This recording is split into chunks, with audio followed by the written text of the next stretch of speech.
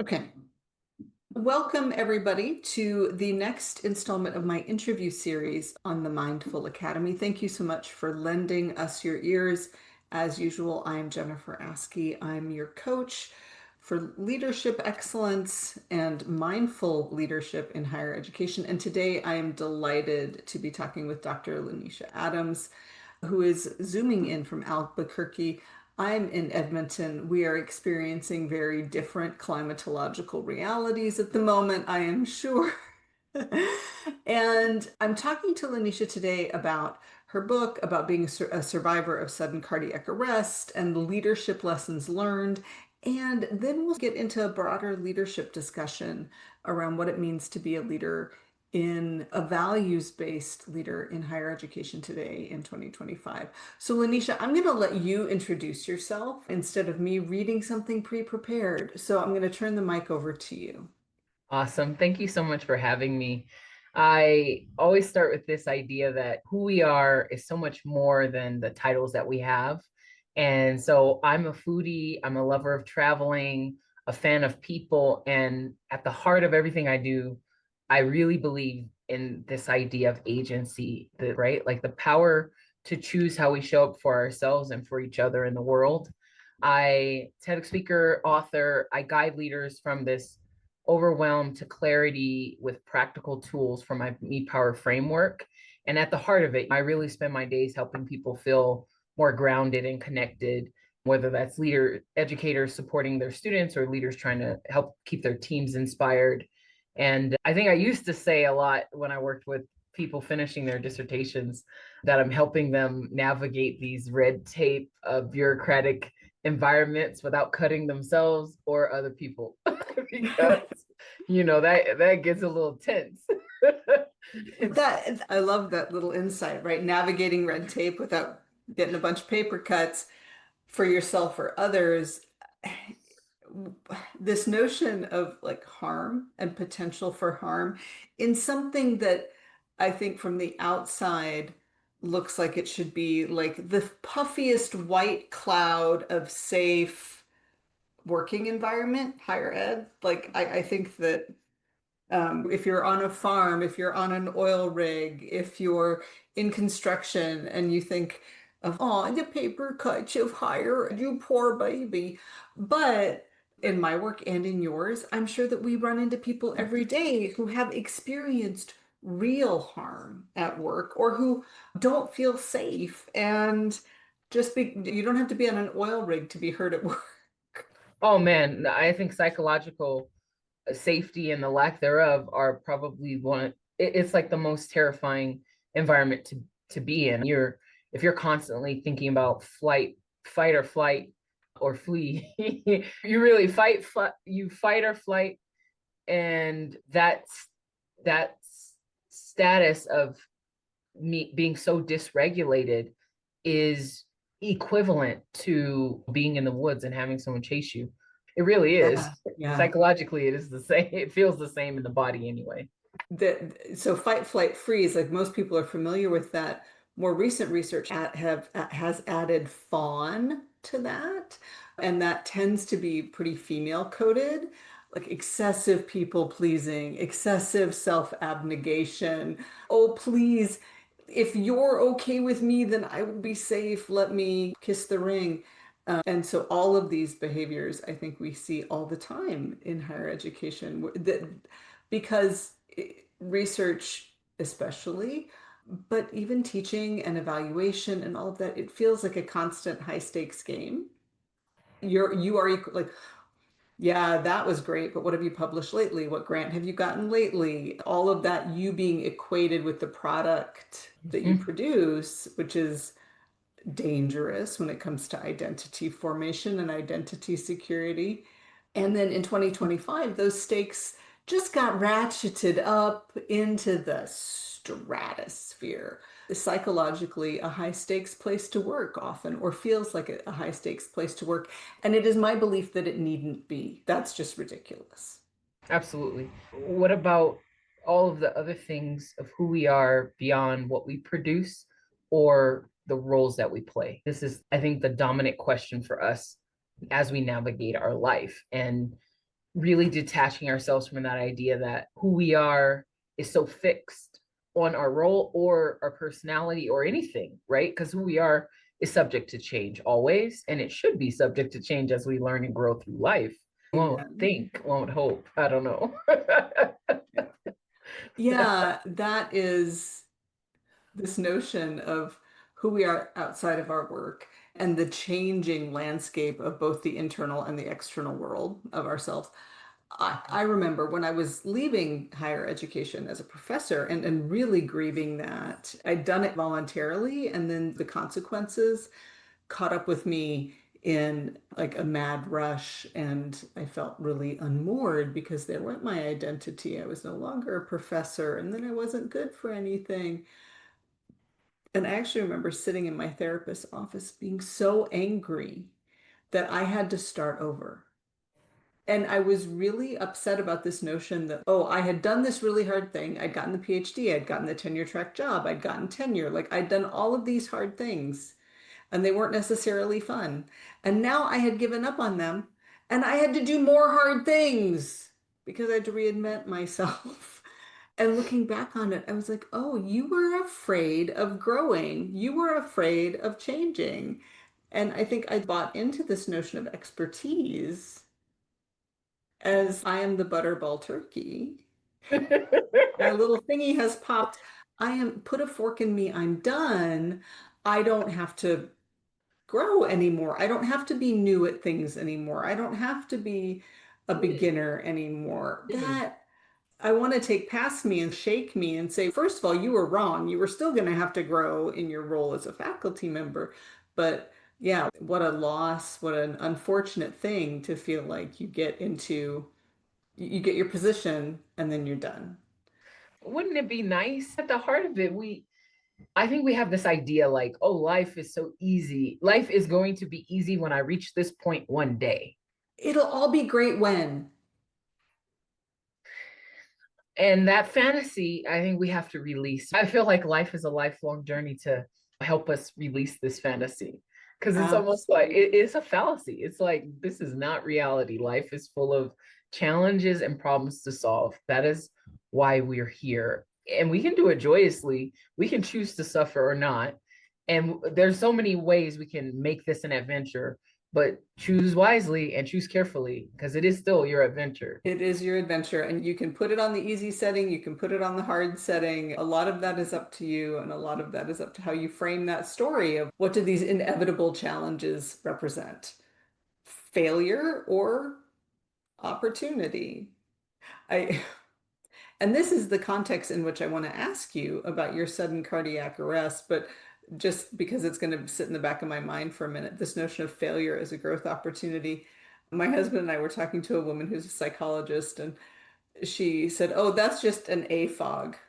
I'm like, AFOG. She goes, "It's an acronym. Another flippin' opportunity for growth. Insert your favorite expletive there." I was like, oh, yeah, another flippin' opportunity for growth. Looky there. Dang. Oh, joy. I'm so excited about Oh that. boy, me, I get to grow. Yay, meh. Such hard work. That's amazing. I actually have that thought a lot. A fog. Yeah, for Yeah. sure. Yeah. So, like in the context of challenges to navigate, like I would imagine like your heart stopping would be a challenge to navigate. Or are we going to talk about that in the context of challenge to navigate or in the context of like fight, flight, freeze and your physical reaction to stress? What happened and I what does it mean now for you? Yeah, I'm only laughing because it is quite the challenge to try to overcome, right? So this idea of surviving a sudden cardiac arrest, right? 9 out of 10 people who have it outside of a hospital typically die. So the story is like in January 2022, my entire family contracted COVID. For 2 weeks, I was as sick as I'd ever been in my life. So after 3 weeks of having COVID, I started feeling better actually. And on the day that this happened I remember journaling, this was the best day that I felt all year because I was so sick. So we were living in DC, the nation's capital at the time, and team won. And when DC sports teams won, pizza would be half off. And so I have two small children. At the time, I had a 3-year-old and a 1-year-old. And my husband went to get the pizza. I sat down on the couch to close my eyes because I was stressed about meeting this book deadline. And then when I sat down, the next thing I know, I'm waking up in the ICU a week later. So when I woke up, I learned that my husband returned with the pizza, performed CPR, thereby saving my life. I had COVID pneumonia, which I didn't know. And that's what led to the cardiac arrest. And as a consequence, now I was revitalized. I'm here, I'm back, which is great. And yet I have a heart condition that I have to manage and maintain. And when the first responders arrived, they worked on me for some time before getting my heart back into a regular rhythm. And this idea that I'm here for a number of reasons, some of which are miraculous, but then all these people, right, supporting, coming in to really help life be sustained is amazing as a story. Wow. And your kids were there with you. My 1-year-old, he was in a crib, so he didn't see anything. But my 3-year-old, he was right next to me when it happened. He was there when he saw his dad doing the compressions. And then when the EMTs came in to shock me, he was there and observed all of that. So that I can only imagine the trauma he has around that as an experience. And then like pre-language, right? Like he's not going to be able to articulate that, but to know it and to observe it. And then this idea that when your heart, it was interesting when I got all the paperwork, once I left the hospital, the on all the paperwork, it said like sudden cardiac death, because when your heart stops and they have to bring it back, you are like gone. You're gone. Yeah. The question is how long, and then how much time in between that, like while you're away, is there not enough oxygen getting to your brain, which can lead to like severe like hypoxia or brain damage? Is it getting to your other organs? That was the main question that they had. And I was intubated in a coma for a week. So is she going to wake up? What's going to happen? So there were a lot of questions and a lot of after the fact trauma to process and heal Right. as a result of that. As a person, as a family, as a couple, that's and processing that. And it so in between then and now you've moved across the country, your kids have grown, and the country, right? Like we've come out of COVID. I'm using bunny ears there. COVID is still an active virus. It's, I think, leading to fewer deaths. The vaccine protocols around it are all over the map. Mm-hmm. And it, as does the flu, as does, I live in Alberta, where we've just experienced our first measles death in generations because we've Mm. decided that vaccinating against measles isn't necessary. And so, like, the world is changing and the grief and the processing from COVID is happening while you're also doing your own personal reckoning around, okay, now what? Yeah, I think an event like this, it's interesting. Like to me, I wasn't conscious. The fact that it happened is like an interesting story to tell. That's how I make sense of it, even though it's my lived experience. But when it happened, I wasn't conscious. So it's very Right. hard for me to really wrap my mind around it. So I just deal with the consequences of that. And then the way I think about it and how I move through it is this. I take this idea that everything is it's true. Everything is based in choice, like how you see it, what it means to you, what meaning you derive from it. All of that I can choose. I could choose to be like sad about the fact that now I have a chronic health condition that I didn't have before, which, I have a lot of ideas about that at times. Some of them are not so positive. For Right. the most part, they are very positive, but Right, people depending on what side of the bed you wake up on. can you Some days you imagine, can right? wake up, some days you're like, what the heck? I didn't Yeah, ask for this. exactly. Exactly. So it's like funny in a way. But I really love this idea, like how do I want to see it? What do I get to decide? I don't get to choose the cards that I was dealt. I don't get to choose to some things we can control. Like I can control taking my medicine every day, which I have to do now. I'm on a strict regimen. And then that affects me physically. But I Yeah. can't control the fact that I need to take it. If I could have done anything within my control not to have had that experience happen, for one, you better believe for 1 second, I would totally choose something different. But I didn't choose that. So look, what do I do? Even when you don't get the cards that you want, or something happens beyond your control, what's your response to that? And I think this idea is so dominant. And I feel like we need constant reminders, because as we go through life, as we age, as our body breaks down, you just put the frame of like life. Everything is on the decline. We're like on the ascent, and then it starts going down. We're like, damn, like here we are. What are we doing? What's happening? You're talking to a woman of a certain age. Let me tell you, I can sing a few bars of that song really Listen, well. And they listen. are self-pitying. Woe is me. Why do I no longer have the body and the metabolism of a 25-year-old? Listen, we can't do what we used to do. Forget it, all of us. And then it just gets worse over time. We can't do what we used to do, but we can still do stuff. What do we want to choose? How do we want to see it? Like it's all within our, that is And, within and, our and control. choosing not like I'm gonna pick the best thing of the shitty options in front of me. That doesn't feel very good. No. And so when you talk about being a choice, we might not control what happens to us, but we certainly have a choice about what we do with what happens to us. How do you navigate that with joy? Yeah, I don't think it's always joyous. Like I always, my friends and I, we were talking about this. When I got out of the hospital, like I had to learn how to walk. I had to do all these therapies, like people coming to your house, helping you get down. I had stairs in my house. I have small children. I can't chase them. So there were so many things, and that's what we're focused on, right? Because our brains are wired to think about threat and what is creating conditions for us to protect ourselves. So it's very negative. It's what is going to get me right now. And when you're trying to heal, it's very negative. It's I can't do X, Y, Z, and you go through the whole alphabet. So what I started to do, and actually it is fascinating because I think when I wrote the book, I was thinking about my reader in a very distant way, not like I am the reader or I'm writing this for me, or I would be in a position where I needed to really practice what I preach, right? So what I started doing was saying, okay, if I can't walk and I need to go do these therapies with all these people, well, how can I make this into a game for myself? I want to do this. They say I need to do 3 pelvic exercises or 3 exercises where you can, because if you can't stand up without grabbing something, your legs are really weak.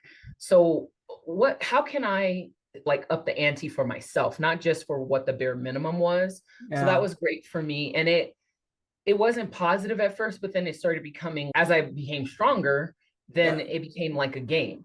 And then the other thing was like, okay, I was already low sodium. So as it relates to diet and stuff like that, I didn't really have to care. But I was like, you know what? I'm a big fan about having green smoothies. Like I'm going to start making these elaborate, beautiful, wonderful, delicious smoothies, which no one required me to do, but I get to decide. And then once I got the pacemaker, so now I have this pacemaker, $71,000 device that's Bluetooth connected. So if anything goes south with the heart, I'll get shocked and then I'll be all right. I won't be like needing to go to the hospital like before. So now I have this pacemaker, right? And so I have to go through this little area at the airport. They have to pat me down, all of this. But I got a Peloton like that next year was on sale because during all the pandemic, there are all these sales. So I got a Peloton and I was doing all the geriatric exercises on there. And I was like, I'm the pacemaker powered Peloton rider, right? So I started taking like these small actions. And then the way I started seeing myself was like, even though there's this limitation, right? I would have never thought to have to get very nice colored containers to put my medicine in and then go through this ritual of taking it because I wasn't on any medications. I just took vitamins. I didn't have anything. So it was just so fascinating because as I took these small steps to change it, then I started relating that to kind of like how I felt about myself and then how I wanted to be. And when I think of identity, I think of it like repeated being, and like how beingness, like how are my actions enforcing who I am being, who I am becoming. And that was so crucial for me. So was it joyous? Not all the time. But is it joyous now? Yeah, because I have a lot of things to say about it. And it's funny to me plus the alliteration of being a pacemaker powered Peloton rider. Like, what? That's great. That's great. Now, Right? if you could like hook up the pacemaker to the Peloton, like the Bluetooth just opens up a whole either phantasmagoric or dystopian world of, what the No, dystopian is 1000% legit. Like I didn't know as I'm going through this journey, there's so many things I can learn. So one is I didn't know that it can malfunction. So every 8 to 10 years, the battery needs to be replaced. So that means I have to go through a procedure. They open me up, they replace the battery, close me back up. Boom, I can keep going about my life. But my heart, because of all the meds that I take, because of the exercise I do, it was starting to get better. So the device is programmed based on settings when it was put in, which was in 2023. So between 2023 and now, it's never been adjusted. So I go in every 3 months, I go in for my routine appointment. They check the battery, they look at the data. We talk about what stress is creating pressures on the heart because it shows irregularities in the data. So I'm sitting there and the guys, have you felt a shock?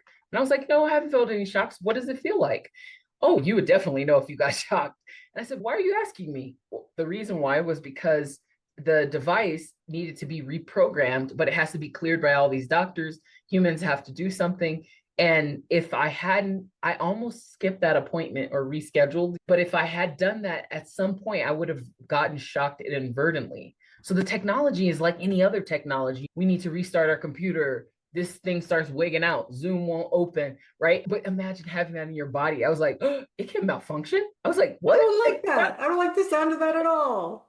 no, I don't like it either. I was like, wow, thank goodness I'm coming to these appointments. I'm happy there every 3 months. And then it can be monitored by humans if the Bluetooth technology is hooked up to a clinic in your state.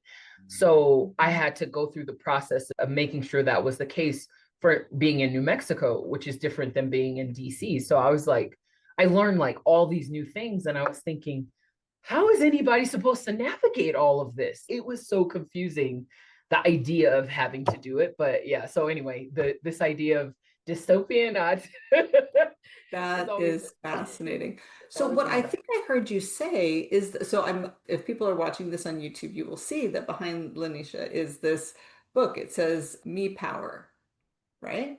yes, me power. And did I hear you say you were working on that before you Yes, already had yes, yeah. In 2020, so June 2020, I had my second son. As we're raging in the pandemic, it was like nothing happening, and I was doing dissertation coaching. I had individual clients and I had university clients.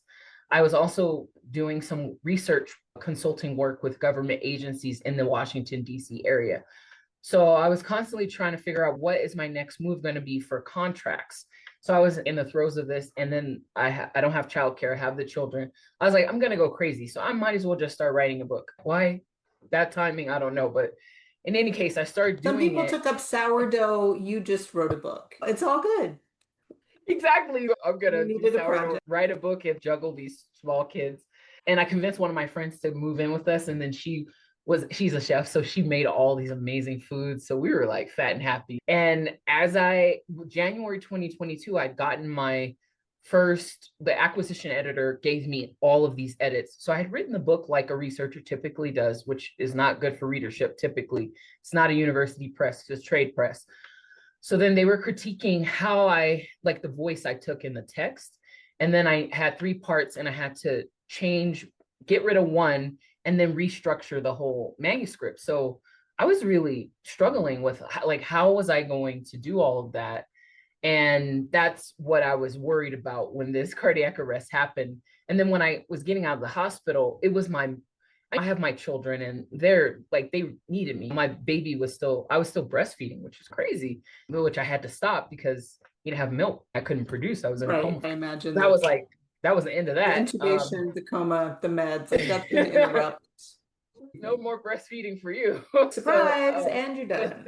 so I was like, what was interesting is like, I needed something like a project to help me get through the process, to help myself focus on something that wouldn't be a hypermania about my condition, about what this means for my life, all of the cerebral things that we're pretty good as PhDs, but when it comes to your health and well-being, if you ruminate like that, it can destroy your vibes, all the vibes that you need to really heal and get through. Yeah. So you wrote this book, The Power of Me, Yes. and it sounds like it's insights from coaching people to get through their dissertations. Also, now you're in a leadership position. So give us just a brief rundown of what's in The Power of Me. And I think you've touched on a lot of the things that animate the book, but who's it Mhm. for? And what's the lesson, one of the main lessons in there that you share with people regularly? Yeah, for sure. I think that my main motivation for writing it was to really help people see that empower is not, even though it's a transitive verb, it's already passive by its linguistic properties. It's really not about waiting for someone else to give you something. I think so much of our life is based on this idea of being conditioned that we're looking external. We're looking for external things. If you're getting PhDs, everything about that is external motivation. Like you're Right. going to get to this next level. If you choose a professorship, you're definitely in the throes of that. It's all external. But then what about the inside? What about who we are and then what we do to empower ourselves daily? So the book was really to unpack that linguistic history of empower and to tell story and to have a lot of research to support like how we have a better relationship with ourselves so that we can have a better relationship with other people in our life that we choose. And I really felt our influence to cultivate this me power, to activate it for ourselves, is really limited by the level of consciousness that we have and the partnerships that we sometimes ignore. Because if you think about me power just alone, you might think it's so individualistic, like just focus on the self. Right. The concept is really like our me power. Like I believe that like self knowledge, who we are, is the most important knowledge, and all other knowledge of people revolve around that. So I think a lot of times we ignore it. And so the book really was about unpacking what that means, what that looks like. But the goal is so that we have a stronger self in relationship to other people, always in relationship to others, not over them, not to disenfranchise others, but to really think about what kind of community do we want to build. But we're at the center of how we live our life. So what is that about? And I really wanted to highlight that for readers. And then through the revisions process, as I was healing, it really served as like the number one thing that helped me get through that Right, right. process. So what is your relationship to yourself, especially yourself in a body that isn't the same as it was prior to the cardiac arrest? Yeah. So, And and I how do will you say that just in listening to you talk about this, I finally twigged the play on words between empower and me power. The penny finally dropped. Took me a minute. Thank you for that. It's the German. Come on, it's a French. It is a French. You be Right, thinking German like German. right, like that. That I'm embarrassed, but here we are. And I really want to affirm and come back to the what you said about we are at the center of our relationships with others. And I can't, if I'm thinking about my relationship with somebody else, if it's a colleague, a child, a husband, a partner, I can't actually control how they feel. I can't control what they do, sometimes much to my chagrin, right? So, what I have under my control, what I can make productive choices about, is how I choose to think about things, the narratives I attach to things, the actions I take, the emotions that I let help steer my decisions. And I think that self-awareness and yeah, and real self-knowing only helps when not just navigating our own lives, but navigating relationships with others because it allows us to, yeah, tap into that relationship at a different level, not just, oh, they, me, but who am I when I show up with this person? And what are my choices? What are my options here in showing up in this room with these people that might help me get a result that I want, that might support the relationship I want? And what are the choices I might be making that don't head me in that direction? Absolutely. Wherever you go, there you are. But how are you showing up? Is that optimal for you? Is it causing you stress? What's happening for you? And I also think it's not just theoretical, because I've read all of the texts on empowerment as an idea and like this notion, but it's really a practice, right? Like embracing your barriers, focusing on your strengths, speaking for your life, putting voice to what it is that you want and how you're going about it, choosing your guides and realizing that you need guides. Who is it going to be? A mentor? Is it going to be a coach that you pay? Is it going to be somebody, and ritualizing reflection so that you're in this practice like throughout your life, because things are going to happen to us that we cannot control. That is the one constant about life that I think we need to think about. And when things happen to us that we can't control, what do we do in response to it? Yeah. And again, for viewers on YouTube, you're getting a whole handful of Sadie the dog. She was napping, and then I decided it was time for a podcast recording, and she decided it was time to show up. So she's molesting me. She's so cute. Adorable. So the principles that you just outlined, right? Like acknowledging where your edges are. Like these are my limitations. This is either where I can choose to grow or not. These are my strengths. Like all of those things, and being reflective. All of these are also really good pedagogical principles that in higher education people may be familiar with as theories behind effective pedagogy. So I taught a foreign language and we always talked about L1 to L2 leap. Like you want to push people to the edge of their comfort zone all the time because that's where the growth happens. So we might be familiar with the pedagogical parallels here, but the academic mindset, the professorial mindset, the graduate student and postdoc mindset, the notion of digging deep personally is a bit challenging. I've been thinking about this a lot in terms of patterns I still have around, oh, I'm experiencing a gap between where I am and where I want to be in terms of knowledge or action or impact or whatever. And my first impulse is to go find the book that will help me solve that problem, which might have its place. But my first impulse is not to stop and take stock and say, what do I already know? Right? So tough. I think if we've been conditioned that way, our success has been based on that as a Yeah. practice. I would say go for it. Like we can start wherever you want to start, it's fine. However, we have to come back to ourselves. Like when I was coaching people writing their dissertations, that's probably the most nerve-wracking point to be in, right? When you're writing and then you submit your drafts and they don't get back to you, then you have to harass them, then you have all this self-doubt.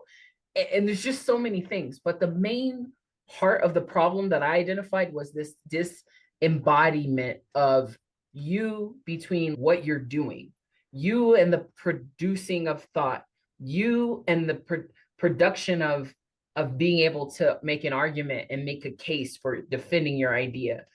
And there's so much about that training that really enforces us to disconnect from us and just keep it in the cerebral space. And so one trick that I always say is I'm going to be like, oh, I'm really curious about this. This is bothering me. I'm going to go research. I'm going to go find out. So I will go through that as a process. And then like my practice of really reflecting on, okay, what did I do today? And what gave me a lot of joy? I got a lot out of that quest because I like quests. I love going on the hunt for knowledge and information and learning something that I didn't know. And that feeds me. And that's part of my process. But then when I come back to myself at the end of the day, I'm like, yo, what does this do for me? And like, where am I in that? What am I feeling? What am I about? What am I frustrated about? Because I'm Aries and I'm really hot. I burn really hot. I get really excited and I get really irritated, agitated. And sometimes that's really motivating for me. So it's important for me to figure out what is it about this and what is it that what's driving me. And that really helps me tap into who I am in that moment. Because I think if we skip that process, then we just stay in disembodiment and we start doing weird stuff and we start treating people weirdly. We start forgetting our humanity. And we have to have a practice to help us bring us back to center, to who we are being and like what's really motivating, what's really driving us. I think you have Absolutely. pets. Pets help you do it, but there's so many things we can choose in life to help us do that. So I'll pause there. Yeah, yeah. And it sounds like your practice is journaling. You've mentioned that a couple times, right? Getting in touch with not just your thoughts, right? But this embodied sense of, okay, I've done, maybe I've gone down the rabbit hole. I've read the things. If you're me, I've bought the book and it's on my shelf and maybe I picked it up. How am I integrating that? How does it fit into the landscape of what I already know and do? How does it support me feeling a certain way or behaving in a certain way around something?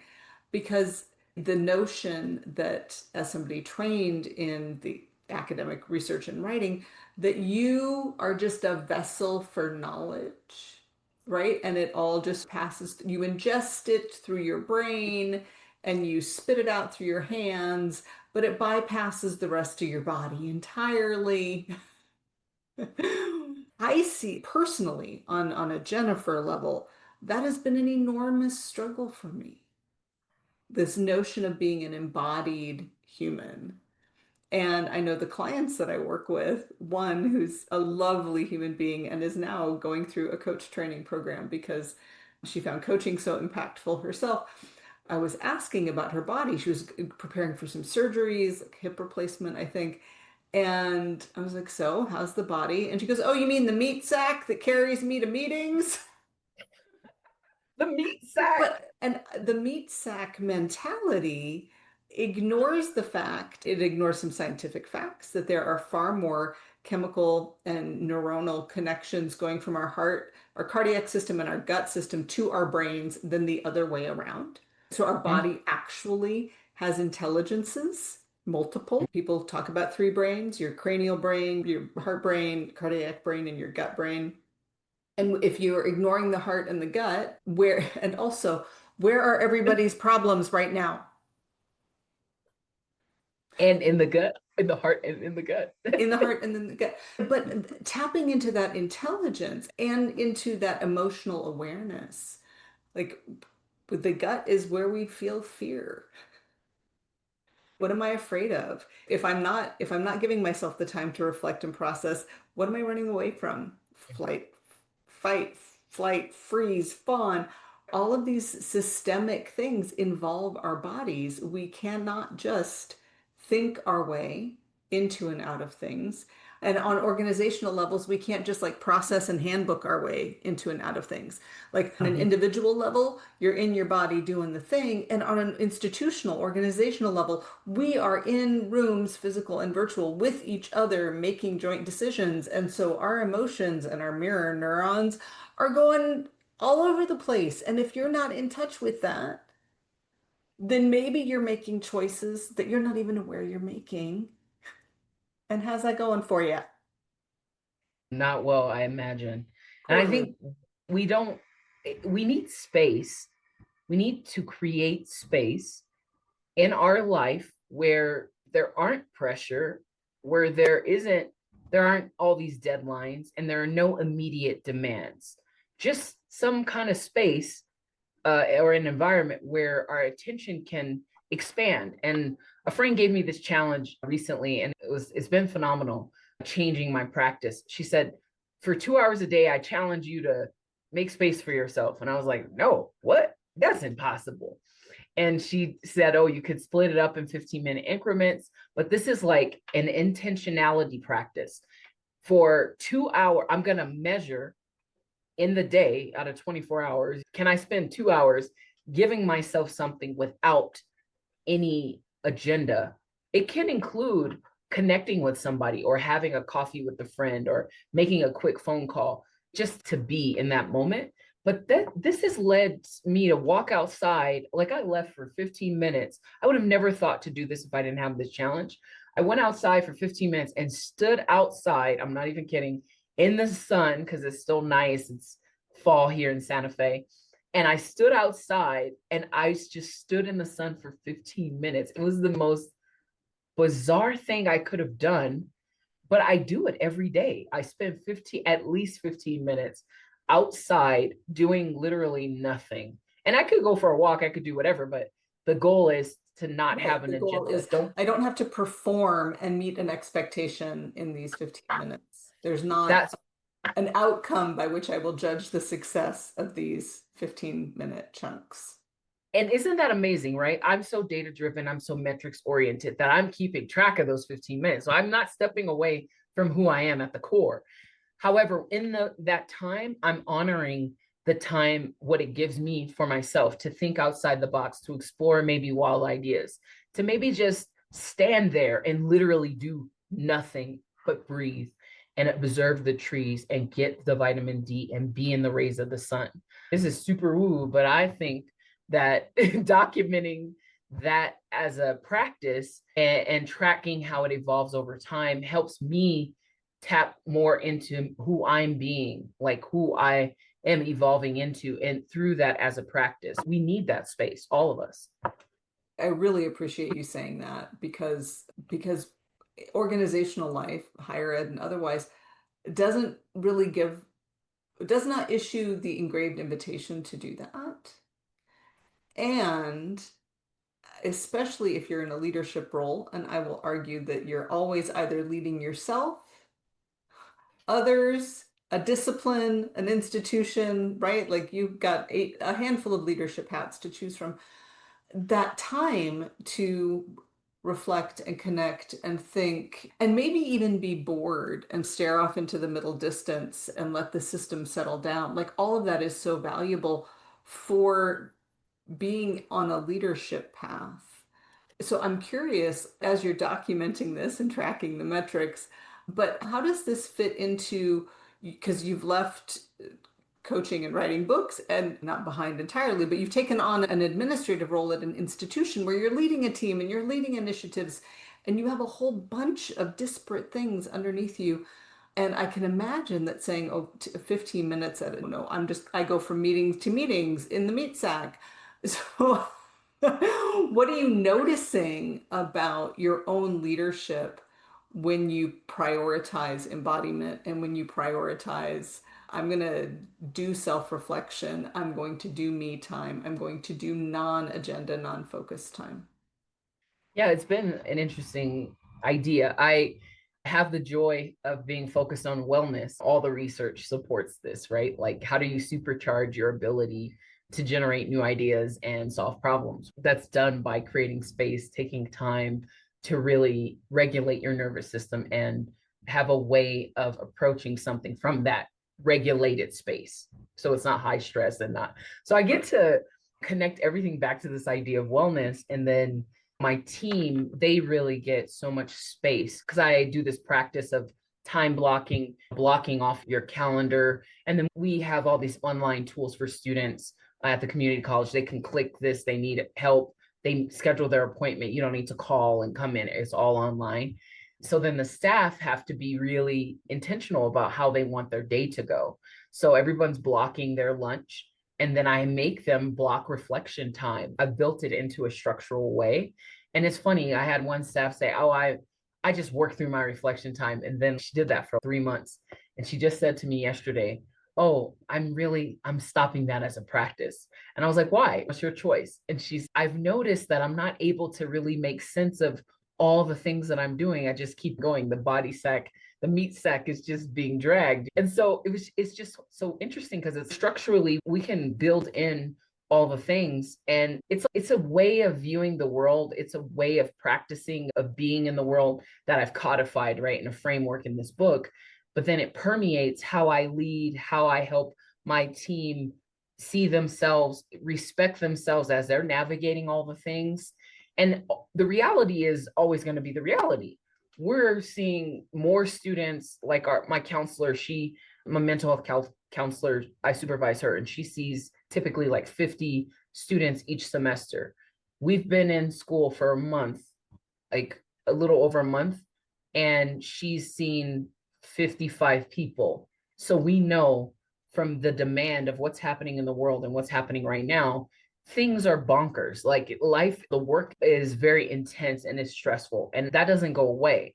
But then how do you navigate that? How do you mitigate the stress? How do you embody you in your life and in your work and still have a good time doing it. And I think that these practices of like really creating that space, really allotting time to learn about what you're choosing to do and maybe how you want to make different choices and then how you think about yourself, that has to be honored. And so it's just been so interesting watching like other people have it play out for themselves. Because it's, Yeah. you can Yeah. choose to take the reflection time or blow through it. It's your choice. I don't know. I think I would take the reflection time. That is so interesting. And so your system for doing this is part of what you've mapped out in the book. And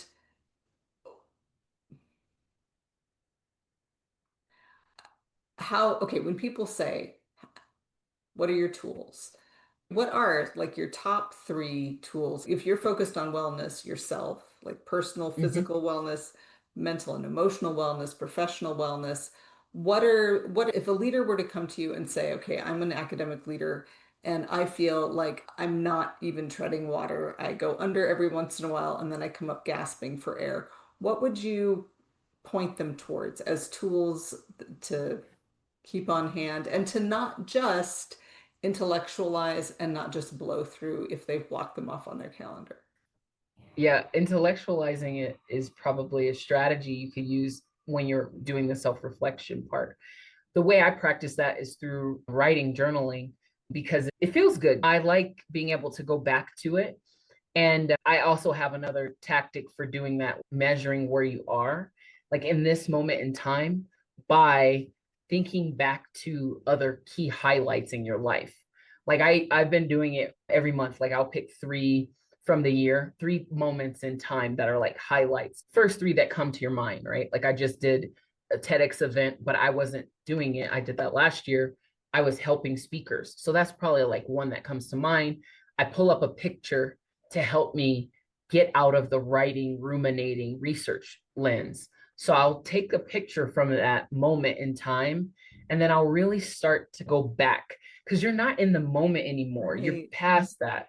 Even though this just for me, the one I would pick just happened like a couple days ago. But we pick the picture, we take a look at it, and then we start to ask ourselves some questions like, what do I see here? What was showcased for me here? How do I feel about it? How did I feel about it in that Yeah, moment? yeah. What And do I then how do remember I about my feel about felt it? sense in the moment? And now looking at it, what's coming up? Exactly. That's a What's great, coming up for me? that's a great Right? reflection. And if you pick like a few of them, then you can start to get a picture of like where you are right now because you can't help it. You're not, when you reflect back to then, you're going to be thinking about right now because you're living right now. But then it also has this beautiful effect, which is like, what does this mean for where I'm going? You know, and what does that mean for how I feel about what I'm experiencing right now? It may be goal oriented. It may be for your next thing that you're going after. It may just be for how you feel. And if it's shitty, getting out of that, like how you're going to help yourself navigate that. Because I think when we pick pictures and we pick things that highlight things, in and of itself as a process, we're not capturing crappy moments or feelings typically. We're capturing like things that are worth reviewing and looking at that bring us joy or give us something that has meaning that is generally positive. So it's already baked into that. I think that's one as an exercise, as an activity, as a frame. The second one, and it's probably like my first favorite one, and it's really helping you center because sometimes we do forget that we have feet and we're putting them on the ground. I heard in one of your previous episodes, you were talking about that with a client. So heady, so stressful. And then she started tapping or doing something to center her. Yeah. And then she could feel her feet. She could feel that she's in the body and she is like on planet Earth. So Yep. my favorite way to do that is to use an essential oil or some kind of scent to really ground you. And I have in a jar, I have this geranium and lemon on cotton ball in a jar. And so I can open the jar and take a deep breath to the count of four, hold it, and exhale for the count of four. And that kind of like box breathing tactic Yep. with the scent helps you regulate in a way that a meditation, you could do meditation, but the scent piece of it really brings you back to earth in a way that you cannot even, it bypasses all of your intellectual over processing, if that is one of your challenges of Yeah. If I you're an imagine a lot of the listeners. overthinker, and what a great way to, because I'm thinking of various meditation trainings I've done where they want you to ground into your five senses. And the one that frequently gets introduced first is touch. Touch your fingers, find your toes, hold your hand in a mudra. And also, what can you smell and taste in the moment? Is it the coffee you just had? But the intentionality behind, what do I know that if I make this scent special, right? If I use it as a way to ground myself, we know what aromas do to us, right? The smell of pumpkin pie does something to our brains, And bringing it's us a back felt, to, yeah, it's experiential. We don't even have time to catch up to the thinking of it. It's just like a felt sense. If something smells stank, we definitely have a very reactionary, it's, oh gosh, get me out of here. But right. if it grounds you in a beautiful way, you're like, whoa, what was that? And I was doing it with my speakers. I had this little jar of essential oils, and it was like aromatherapy in the moment right before they would go on stage, because I would see them going out of their mind, taking in all of the other senses that are overloading and overwhelming. But that scent would ground them in a way you could totally become present in that moment just by using a scent. It's so simplistic, but it's super powerful in a way that's wow. But scent combined with the breath. And then obviously the third one is around like doing something really joyous. So another sensory thing that I love, and we see athletes, we see people who are preparing for something really stressful using music as a way to really center in themselves, and not just themselves, their body, but their feeling self, right? Because music can hype you up, it can get you into modes or ways of being, or you can just enjoy it. And I think that's a really good tactic and technique. So those are my top three, I would say. I love it. So we have the visual that taps into the emotional. We have the sniffer, Olfactory, the smell. olfactory. Thank you. I was like, it's not oral. It started with an O, but I wasn't getting it.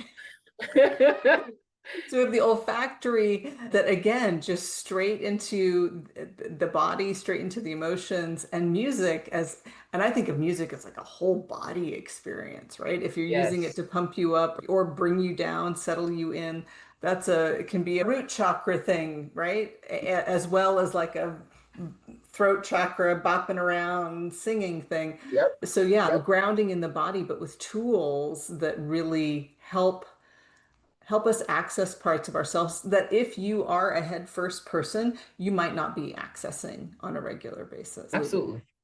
I want to, so Me Power, I assume is available in all of the usual bookish places. And Yes. of course, if you would like to order it from your local independent bookstore, your local Black or Indigenous owned independent bookstore, we are all about that. But I'll put a link to the book in the show notes. And so in your role, so you're now, and I don't Director of remember your student title wellness because of the student. Yeah, I had never. I don't think I ever said titles. I'm no, the you have, I director of know, student. yeah. So your title and just like the work that you're doing now, if people want to follow you and what you're doing and get in on your wisdom, so they buy Me Power, how else do they find out what's LaNysha up to? Because she has such great insights and I want more of her in my life. Where do they find you? For sure. And I'm giving a free audiobook to listeners for the show notes. Oh So my people can goodness. I love that check it so out. much because Yeah, listen to Sadie and it. I will go on a walk and we will listen to it and we will have the written copy. And that will make, I don't know if it will make Sadie happy, but it will make me happy. Sadie doesn't have her own headphones yet. I'm working on that. That's awesome. So people can have the book for free. And then I'm a big fan of Instagram and LinkedIn. LinkedIn probably more. I spend a lot of time on that social media space. But if people send me a message, I'm always responsive, and it's me responding. And I'm at the community college. So I'm the director of the Student Wellness Center. And the Wellness Center here in Santa Fe at the community college includes mental health counseling. So we have an on-site counselor and teletherapy services online. We also, under that umbrella, include accessibility services. So if you have a diagnosis of some kind or a disability, you get the accommodations and support you need through this office.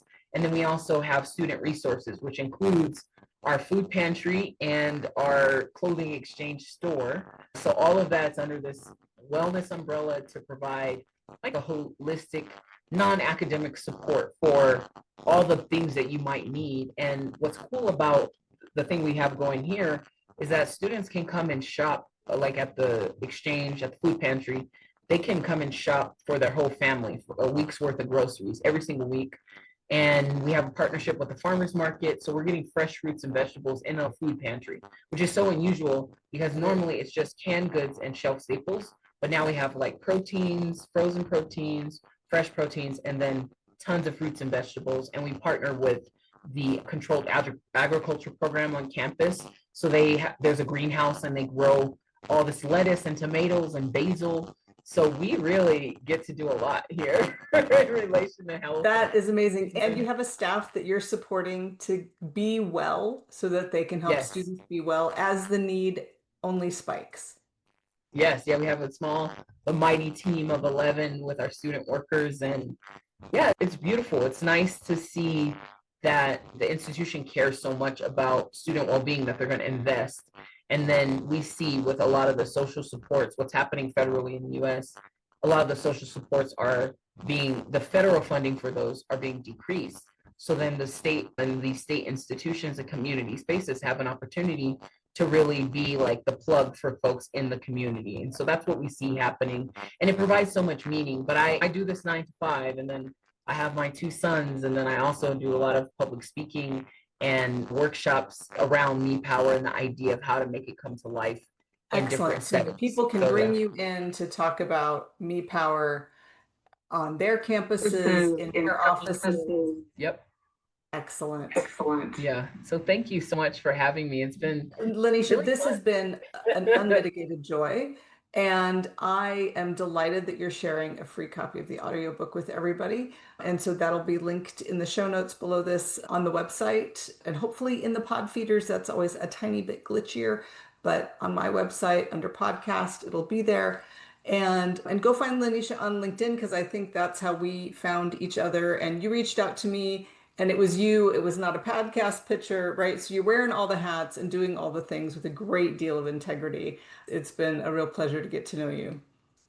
Awesome. Thank you so much. All right, take good care. And to our listeners, we'll be back in your ears in a couple weeks with the next awesome interview. Thanks.